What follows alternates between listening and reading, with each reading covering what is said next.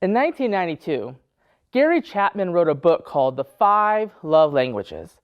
This book explores the ways that we show and receive love. This could be love between romantic partners, friends, and family, or other things that we invest time, talents, and money in. I would invite us to consider these love languages in the context of how we express our generosity in the life of community of Christ. The five love languages are words of affirmation. Are you generous in the ways that you share the inclusive message of Christ through your words? Maybe this is through relational ministry that affirms the other, or encouraging children and youth in the church as they grow in their understanding and seek to more fully take part in the life of the church. Quality time. Are you generous with how you spend your time with others? Are you someone who is really good about doing home and hospital visits? Are you always willing to provide a listening ear to someone who just needs a friend? Gift giving. Do you express your generosity through financial gifts that help further the mission of Jesus Christ? Maybe you help sponsor kids to go to camp in the summer, or use your finances to provide food as part of a meal train for someone in your congregation who is recovering from a medical procedure.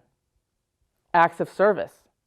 Is your generosity best expressed by helping make sure your congregational building and property remain a welcoming, inviting space for all? Do you volunteer to staff camps and reunions? Maybe when the need is shared to do yard work for an elderly member of your congregation, you volunteer to do so. Physical touch. Are you generous with hugs and handshakes and fist bumps to greet others, or high fives for a job well done? Of course, with this one, we need to be especially mindful and sensitive to the receptivity of others and where their comfort level is. For me, quality time is the love language I need in my life to know that you care about me. There is nothing more fulfilling for me than a friend who wants to spend time together. I was recently preparing to move from Washington State to Colorado to begin my tenure as the Mission Center president for the Rocky Mountain USA Mission Center. In preparation for my move, my closest circle of friends threw a party for me. And it did my heart so good to see that so many came, but what especially spoke to me was how many friends came back the next morning for an impromptu brunch at my favorite restaurant in the area. For me, spending time with me shows that you care about and value me. Now, one of the primary ways that I express my love for others is through gift giving, particularly if I'm out and about and see something in a store that reminds me of someone. I will often get it for them if my finances allow me to do so.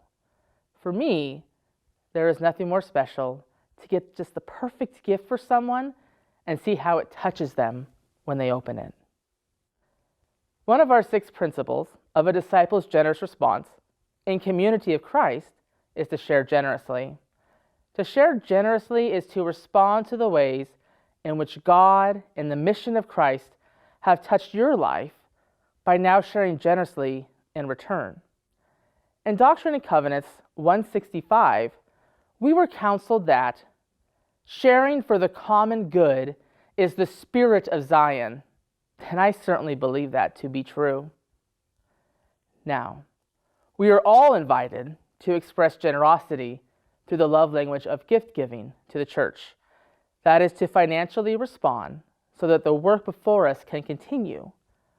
What that means for each of us will be different depending on our varying capacity to do so. And remember, we are invited to share generously and equally with both local ministries and worldwide mission ties.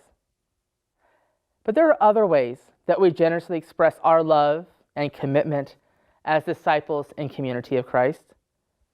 So friends, what is your love language for furthering the mission of Jesus Christ? May you share it generously so that lives will continue to be transformed by being in relationship with God, with you, and with this faith community that we do love so deeply.